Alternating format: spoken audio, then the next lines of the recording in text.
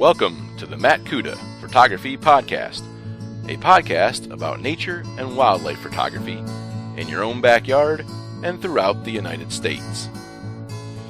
And welcome back to the podcast. This is episode 16, and today I'm going to discuss how to photograph hummingbirds. But first, I just wanted to say how much I appreciate, again, all of you out there, all the listeners, what it means to me when how much it means to me when I actually pull up the statistics and I see, how many viewers that we're getting, and viewers spread all across the world, from China to Western United States, all the way through Europe, and I just really, really appreciate it. And along those lines, please, if you are listening regularly, please click subscribe on your podcast, and then go ahead and give us a rating on there. Hopefully a good rating, but if it's not a good rating, I understand.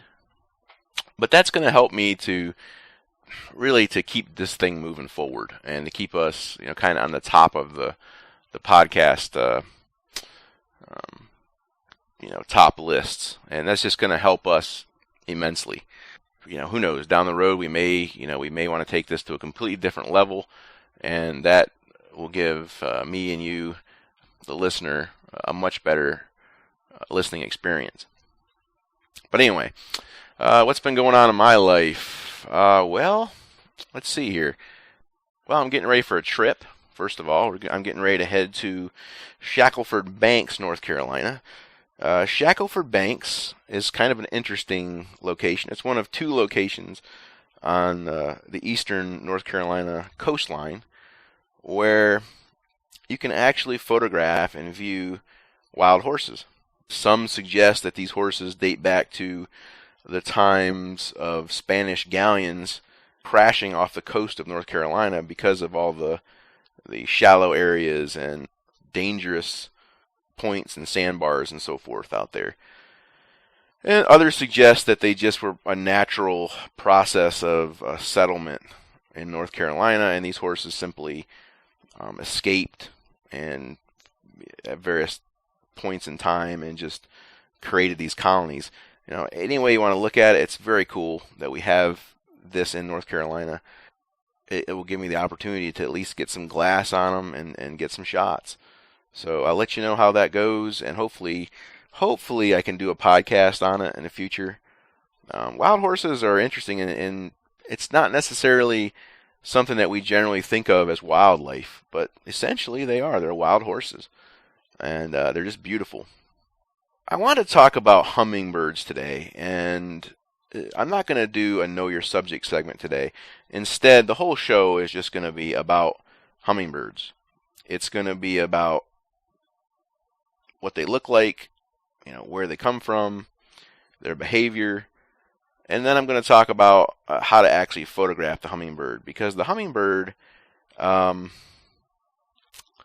is a really interesting critter. In my mind, they're without a doubt my favorite bird, without a doubt, hands down. And I hope you enjoy this podcast. Hummingbirds are something that anyone in America specifically, and even other portions of the world, can experience. And you don't have to have expensive equipment. You don't have to have these exotic locations. It's gold. Photographing hummingbirds is just pure gold. Anyway, so let's move on. According to, I'm going to read several excerpts here from Cornell's website.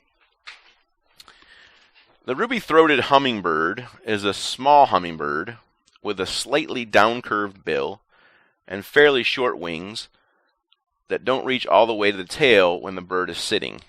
They're bright emerald or golden green on the back, and they have gray-white upper parts. Males have a brilliant iridescent red throat that looks dark when it's not in good light.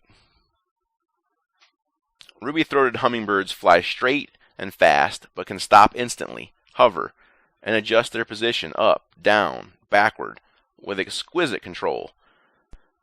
They often visit hummingbird feeders and tube-shaped flowers, defend these food sources against others. You may also see them plucking tiny insects from the air or from spider webs.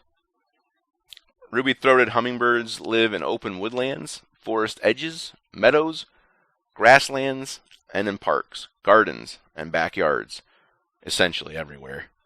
And I'm going to primarily talk about the ruby-throated today. In eastern North Carolina, that is the only species that regularly visits the eastern seaboard of the United States. Out west, they have other species. Down in South America, they have other species. In the wintertime in America, the ruby throat flies down into Mexico. And during the spring and summer months, they spend their time up here in North America, so they are migratory. Okay, I want to get right into how to photograph these birds. Okay, so what kind of camera do you need to get started with hummingbird photography? Well, this is the great thing about hummingbird photography. You don't need the best gear that's ever made. You don't need a 1DX Mark II. You don't need the new D800 from Nikon. You don't need the D5 from Nikon. You just need any crop camera, crop sensor, or full frame camera will work fine. You don't need to have fast burst rates. You don't have to have large buffers. You don't have to have special cards. It's really ideal for people that are on a budget, for example. As far as lenses go, you don't need massive lenses. You don't need a 600 millimeter lens. You can use a 200 millimeter lens. You can use a 400 millimeter lens. Because the great thing about hummingbirds, or at least the ruby-throated hummingbird, is they aren't extremely fearful of people. They're not in love with people, but they will actually come down while you're there and buzz around you and feed and so forth. They're not concerned with your presence generally. Now, if you had a couple kids out there and they were, running around and making a lot of racket and stuff, yeah, they would probably stay hidden. But if you're just down there sitting in a chair, for example, they're going to be buzzing around you, feeding, doing what hummingbirds do. So, please don't spend $5,000 on a lens, because you don't have to. The Canon 70-200 f4 is a good choice. Any 70-300 would be a good choice. My 150-600 Sigma is a good choice because you have several focal lengths available there. I do recommend that you are going to be shooting tripod mounted generally. This is the approach that I recommend. So you're going to want a sturdy tripod. Just as a sturdy tripod goes without saying, really. You need a sturdy tripod in any kind of photography, with maybe the exception of photojournalism. You need a sturdy tripod. So whatever you do, the first thing you buy after buying your camera and your lenses is get you a sturdy tripod. So let's talk about the different setups for hummingbird photography, because there's certainly a simple setup and there's more advanced setups. The simple setup, and the one I started out with, is just take your camera, put it on a tripod, and stick a flash on top of your camera. This approach has its pros and cons. The first problem that you're going to run into is, unless you're using a high-speed sync on your flash and camera, you are going to be limited to 1/250th of a second shutter speed. And what that's going to do is, because of that, you're going to snap the photograph of the hummingbird, and you're going to have a black background, because the flash is so overpowering to the scene that it's going to make your background black. If you try to use ambient exposure and mix it with the flash, this can be done. The problem with this technique is that if you want to freeze the wings perfectly, it's not going to work. If you have an ambient exposure and you don't have a brief flash duration, you will get blur in the wings, and that may not be desirable. It might be perfectly desirable. You may want to show that. You may want to show the motion in the wings. That's definitely a valid approach. So there's the simple setup. One flash, one camera, tripod mounted. I used this technique for several shoots, and I just got away from it because it just wasn't really what I wanted to do. I wanted to do a much more studio-oriented approach to this. One of the things that I love about photographing hummingbirds is that you can kind of get artistic with this whole thing. And this is kind of where the multiple flash setup comes in. So a more advanced setup would be, a 3-flash setup. So let's talk about the 3-flash setup for a second. Well, the reason that you need 3 flashes is actually because you don't want any ambient light entering the exposure. So in other words, I want the flashes to completely illuminate the scene. I want them to illuminate first the subject, which is the hummingbird. I want it to illuminate any flowers that might be in the scene in the foreground. Maybe the hummingbird is gathering nectar from that flower. I want that to be lit by the flash, and I want my background to be lit by the flash. So at the very least, I'm probably going to want 3 flashes. 2 flashes at 45 degrees illuminating the subject, and 1 flash illuminating my background. Now here's the tricky part. In order to capture a hummingbird's wings, frozen, no movement, you have to use a very short flash duration. I didn't say powerful flash duration. I said short flash duration. So you have to have a flash that has variable power. And I have good news for you. There are cheap flashes out there that have variable power. I recommend, if money is a real issue with you, I recommend the newer flashes. You can pick them up for, $40 a piece on Amazon all day long. And you can easily have a 3-flash setup for $150. Easily. Including the radio-controlled triggering system. You can buy a cheap triggering system like Cowboy Studio or, I forget. They're basically the same. They're the exact same trigger, but they're sold under multiple names. They're made in China. The newer flash is also made in China. But, we're talking about getting into something. We're talking about what does it take to get into hummingbird photography. The other thing that you're going to want to do, by the way, when it comes to flash duration, again, the most important thing, a short flash duration, and that means anything that's shorter than 1/16 power will generally work. So 1/16 power or less flash duration will work. Okay? Some people will go to 1/128 flash duration. It's however it takes to freeze that hummingbird's wings, whatever it takes to do that. And again, the starting point is almost always recommended at 1/16 power. It's very, very important. The other important concept is that because you're using 3 flashes, 1 to illuminate background and 2 on your subject, you need to adjust the background flash to be the right intensity. So it also has to be 1/16 power, right? All 3 flashes need to be at roughly the same power output.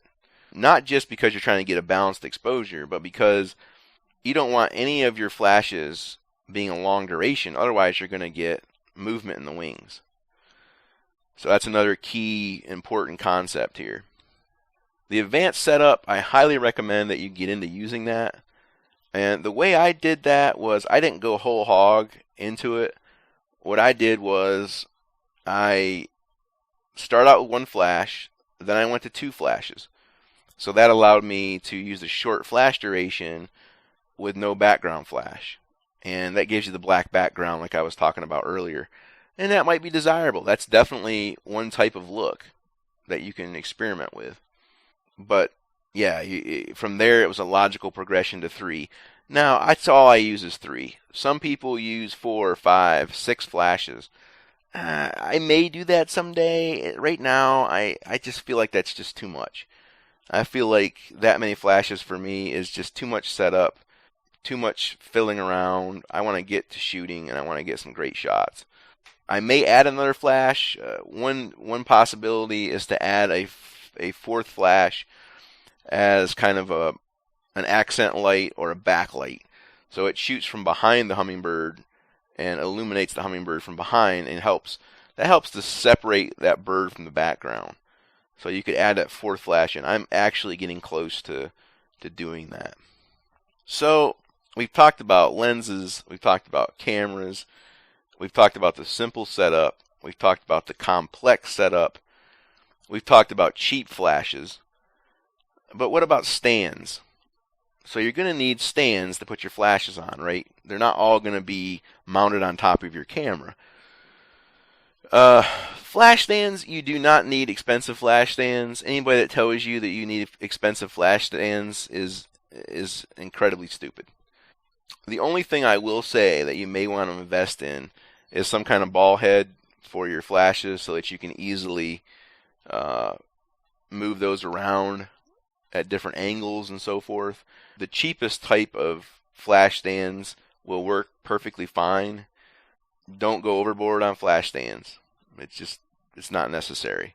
I mean, if you were gonna create this big portrait studio, where customers come in and you make photographs of them, okay, yeah, you need some nice flash stands because you're trying to make an impression on people. But with backyard hummingbird photography, it doesn't matter who sees it. You're not going to see a flash stand in a photograph. Don't waste your money. Backgrounds. This is where things get interesting. This is where things get artistic. Backgrounds. Your background could be as simple as a piece of poster board behind your subject. It could be more complex. It could be layered flowers behind your subject. So actual real physical flowers actually layered in various ways in your photograph. It could be an actual photograph. This is something that I do quite frequently with my backgrounds, is I will actually make a photograph of maybe some trees, some blurred trees, maybe some trees with some good bokeh, maybe some grass, and throw that out of focus. And then I'll take that to my printer, have it printed, or you can print it at home, whatever. And you want it to be a fairly large size, at least 12 by 18. Of course, get it in matte finish, by the way. Make sure you get it in matte finish, because if you don't get it in matte finish, what will happen is the flashes will fire, and they'll reflect that light, and you'll get these weird glaring spots on your background. So if you're going to go that route, make sure that you always use matte finish paper. Preferably some kind of fiber-based paper. If you're printing at home, one of the things I like is the Epson watercolor paper. I think that looks really nice for something like this. The other option that people will do is they'll take a photograph and they'll put it on canvas. And that also makes a good backdrop because it's extremely matte finish, for one thing, and it tends to absorb more light. I think it's been my feeling that the canvas actually absorbs more light. So that's also an option. The other option is just no background at all. The problem with that is you really can't. It's just going to go black. Your background's just going to go black on you. So you need to think about that. You need to think about that whole process. And this is where the creativity comes in and the artistic representation and your artistic vision comes into play. I highly recommend that you experiment a lot with backgrounds. It's just fun. It's interesting how the different backgrounds interact with your subject. The lighting changes, the shadows change. For example, this year I actually shot hummingbirds on white on white backgrounds, which I thought was interesting because what it did was, one, it really made the subject pop. Two, it acted like a reflector a little bit and filled in a lot of places. It actually kind of backlit. The flash hitting that background and bouncing back actually backlit the subjects slightly and gave it a little bit more interesting look, in my opinion. So do play around with your backgrounds. That's one of the most interesting aspects of this type of photography. Okay, so we've talked about how to do the basic setup. What about how do I get the birds into my backyard? Okay, fairly simple. Hummingbird feeders, right? We've all seen these. Some of them are red and some of them are glass. Some of them are made out of plastic. Here's what I recommend. I recommend buying 2 feeders initially. I recommend you buy the cheapest feeders you can find. So around here, that's Dollar General, which is a very inexpensive department store that we have in America. Get the cheapest ones you can find. It doesn't matter. I just throw them away when I'm done with them. Rather than use them year after year, I'll just throw them out and get new ones. It's safer for the birds. You don't have to clean them as much. You're not out a lot of money. I mean, we're talking $3 US per feeder. So very inexpensive. And what I'll do is I'll just set these up about 50 feet apart. You don't want to get them too close. The hummingbird feeders shouldn't be too close to one another for one simple reason. Hummingbirds fight. And I mean, they fight bad.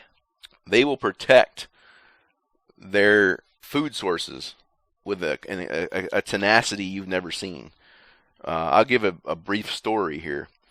I was photographing about a week ago out back of my house here, and there was a female hummingbird gathering nectar from one of my flowers, and a male hummingbird, a competitive male hummingbird came in and dove directly at her so fast it was almost you couldn't even see it. It was just a blur, and I heard the hum right next to my ear as it went past, and the male actually missed the female, went through and hit a piece of wood I had behind the feeder. He was going so fast. It actually stunned him for a moment. It actually stunned him, and he kind of flew in these sloppy circles for about 10 or 15 seconds, and then he flew off.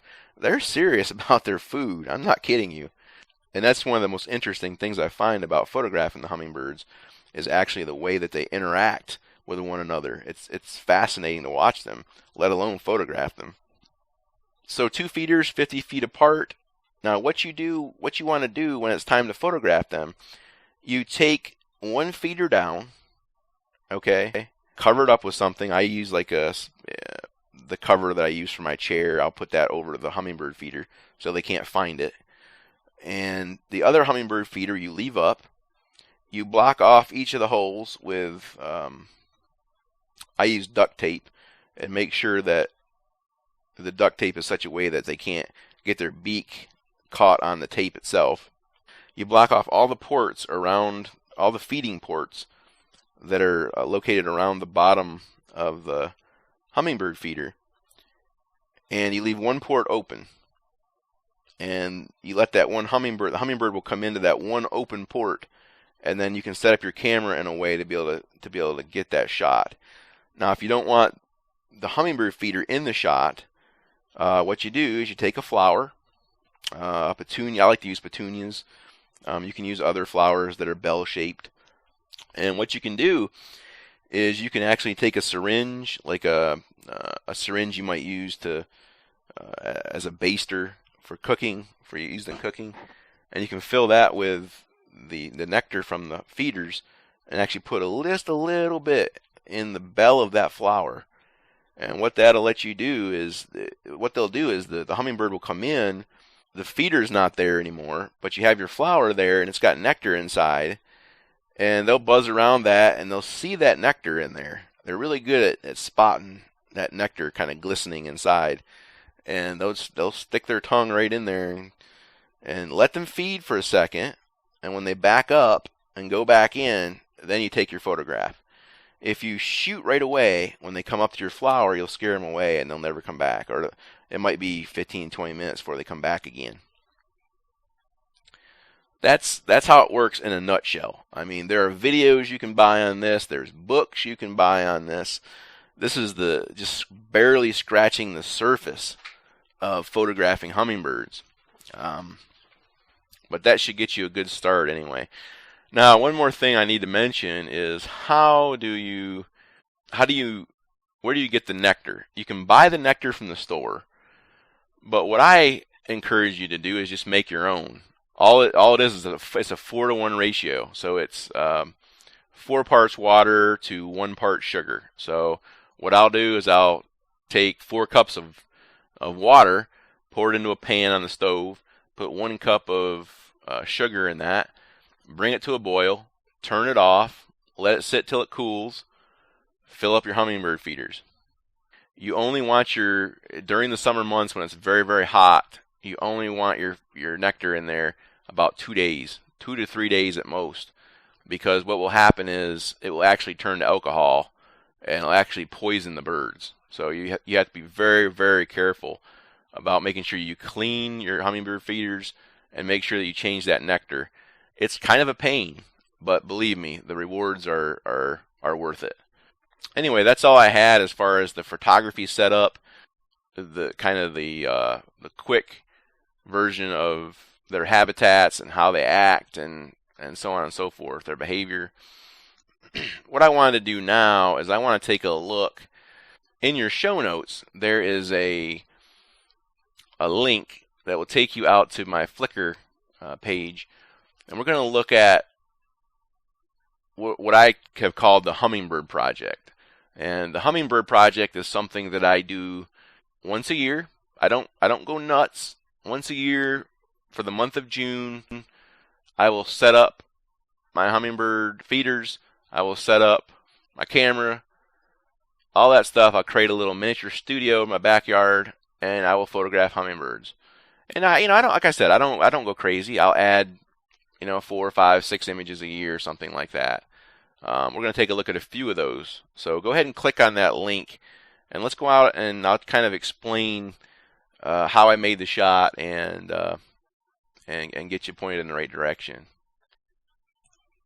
Okay, so the first image is a shot of a male ruby-throated hummingbird gathering nectar from 2 petunia flowers. This setup right here is a 3-flash setup. Yeah, 1 flash on the background, which in this case is actually a photograph of grass that I actually shot in the backyard and threw it out of focus, and had it printed at WHCC lab, and they sent it back, and this has become a background, and it looks very natural, or quite natural, because of that green color. That's a real green grass color. The wings are almost completely frozen. I've allowed a little bit of ghosting here to just give a very, very subtle feeling of movement, and that's something that I encourage you to do. The petunias work very good. For whatever reason, the nectar stays into the flower itself very well. It doesn't run out very easily, and the hummingbirds love petunias. I really have no clue why, but they do. The next shot I shot this year, actually. This is part of this year's project, and this is an example again of a multi-flash setup. 3 flashes here. I increased my exposure on the background, so I've actually moved my flash closer to the background, and it gave it a much lighter color here, a little less natural, a little more artistic. We got a single purple petunia to the left, and it kind of makes a nice little line there, a nice little diagonal between the bird's head and the flower. Again, a 3-flash setup, 1 on the background, 2 on the hummingbird, and about, I'd say 1/16 power here. A little bit of ghosting in the wings. I did that on purpose. I wanted to show a little bit of motion. The next shot. Now here's something I did not talk about, and I want to spend just a second here talking about this. This is a perched hummingbird. This is a female ruby-throated hummingbird, and she is actually perched on an extremely tiny branch. That it's actually a little twig is what it is. It's like I believe it's let's see, if I remember right, I think that's a pine tree twig that she's perched on. And I shot this with my 70 to 300. Let's take a look at it.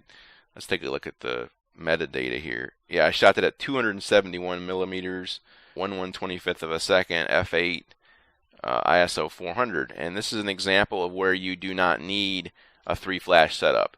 Because they're perched, I used 1 flash to fill in the bird's face a little bit and its eye, and the background is just ambient. It's just ambient light. Okay, the next image. This was an image that I shot this year. This is the male ruby-throated hummingbird on a white background. A purple petunia flower there as the significant flower in the photograph. Like I said, I really like to use petunias. Now here the wings are completely frozen. This is an example of using such a short flash duration that I was able to freeze the wings perfectly in midair. This is not photoshopped in any way. This is a white background, and this is the old school kind of portrait technique where you get kind of a high key look, and I think it's kind of artistic. It brings more of an artistic feel to your hummingbird photographs. Now some people are extremely against this kind of photography. Hey, that's okay. Everybody's got their own preferences. That's what being a photographer is all about. It's all about creative expression, how you want to show your subject. The top flower there is actually a honeysuckle, which they generally don't like them as single flowers. I don't like them for one thing, but they don't like them much either. They will use one. They will get food from one, but I just use it for decoration purposes. This was shot f13, 293 millimeters, 1/250th of a second, ISO 160. This is another big advantage to photographing with multiple flashes. You'll notice that my ISO is sometimes as low as 100, sometimes as high as 160. But I'm keeping it low. I'm keeping it below 200.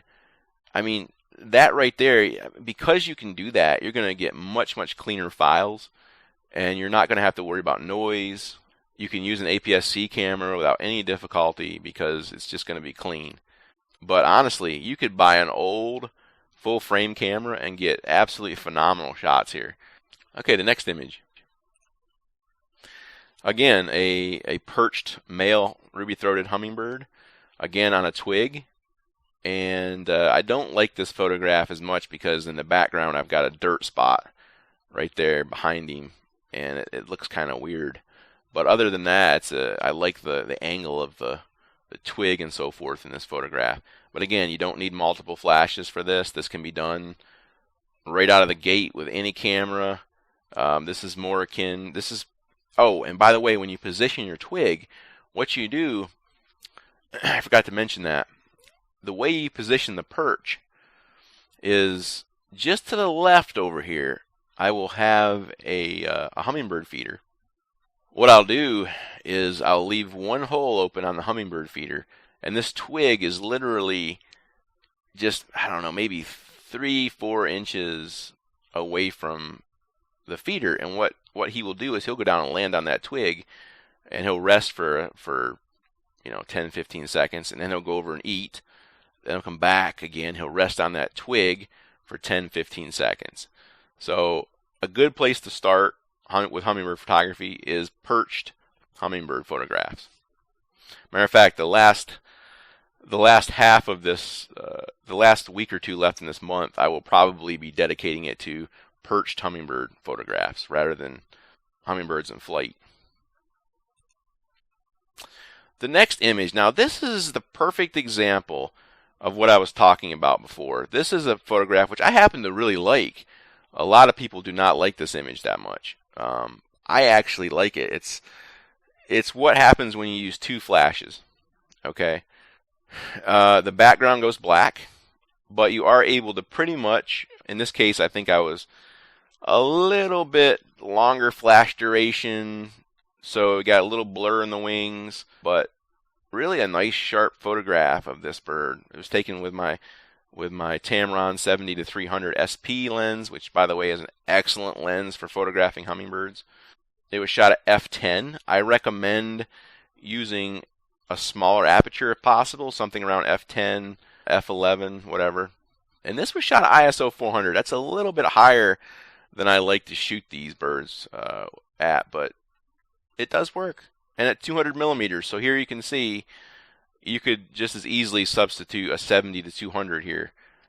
And this one was actually shot from my kitchen window. I set a hummingbird feeder outside of my kitchen window and photographed this. So again, man, it's so easy to photograph these guys. You know, it's so fun and easy. Anybody can do it. You just have to have a place to set up.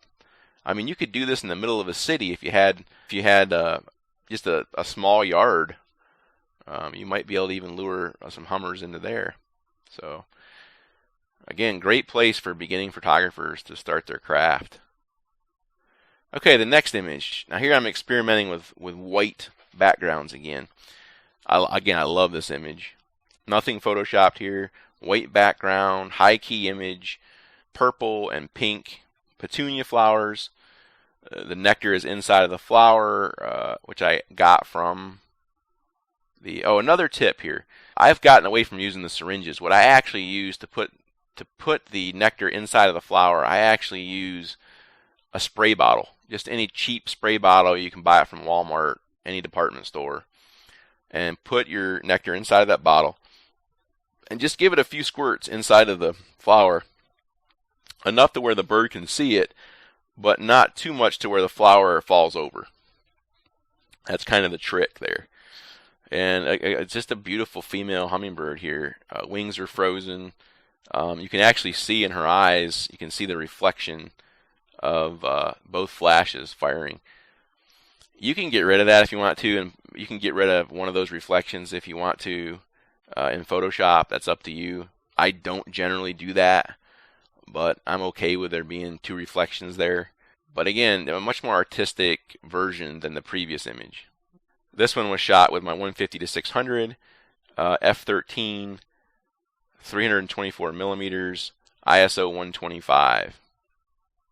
Okay, the next couple images are just some experiments that I did the reason I have them out here, this is some experiments I did early on when I was trying to learn kind of how to photograph these guys. So the next two pictures roughly the same photograph, but I put them here because I wanted to show you that sometimes it's difficult to get the right, I don't want to say this, the right flash intensity on the background versus the foreground. So here it looks very flash, like heavy flash in the foreground, and the background's going darker. You know, maybe that's the look you're going for. I'm not going to sit here and say this is a bad photograph. Knowing what I know now about shooting hummingbirds, I would try to avoid shots like this. I actually shot this last year, and it sold quite a bit, to be honest with you, but not one of my favorite hummingbird images, even though it is a male, and you can actually see his gorget there at the bottom a little bit better. I still am not overly fond of this image. So you can see just adjusting your lights flashes slightly will have a profound effect on the final photograph. Okay, the next image. This is an image that you would get. Remember when I was telling you earlier that there's a simple setup? This is a simple setup. In this image, I have a ruby-throated hummingbird, male. He is being shot by a single flash, and I have actually allowed ambient light to come in, and you can see it in the background there. You can see that that's trees in the background, and I'm actually getting an ambient exposure mixed in with the flash exposure. I'm not overly fond of this. Again, this was from 2014 when I first started the Hummingbird project, and I'm not fond of this look and feel here. There's nothing really wrong with it per se. It's a little dark in the background. I'd like to see a much lighter background. It's obviously a single flash. It's just a heavy flash in this photograph. There might be two here. I don't think so though. I think this is a single flash. I have to zoom in on his eye and see, but I think this is a single flash. But you can see that there's all different ways to photograph these birds, and it's a lot of trial and error. It's personal preference, and so I hope that this podcast kind of whets your appetite for photographing hummingbirds, because man, it's a blast. It's an absolute blast. It's also something that if you're a family man or woman, you're not really going to interfere with your family with this. You can go out early in the morning in your backyard before anybody gets up. You can photograph them. You can be in by 9 o'clock. You can be back in the house by 9. Go play with your kids at the park. Do what you got to do. You can also go out toward dusk. They're fairly active in the morning, and they're active in late afternoons. Now, one thing I'll say is, as it gets hotter and hotter and hotter, to me, at least in my area, they tend to get a little less active. They seem to like overcast days a little bit more. I don't know what it is about the bright summer sunlight on them. They seem to shy away from it a little bit. Now, they're still going to feed all day long, don't get me wrong. But you're going to see a lot more activity on those cloudy days. That's just my personal observation. It's also the observation of other photographers that I've heard and listened to over the years. Anyway, a great subject. I hope you enjoyed it. I hope you enjoyed this podcast. Hummingbird photography is just getting to be a passion of mine.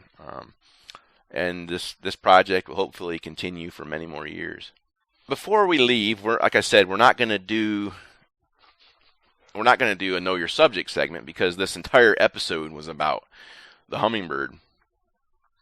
But I just want to say again, thanks for listening to this podcast. Please tell your friends. Use social media. Help me get the word out. I think we've got a very niche podcast here. The only other person I know right now that's doing a wildlife podcast is Moose Peterson, and his is not set up at all the way ours is here, which is fine. I'm okay with that.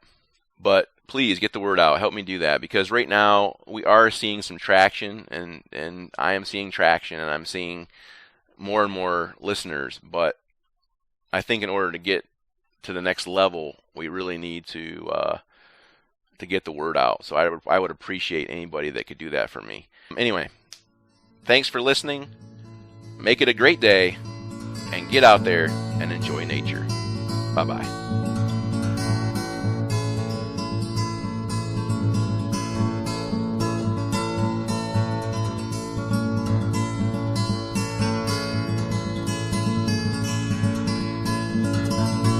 Music for this episode was provided by Dr. Turtle.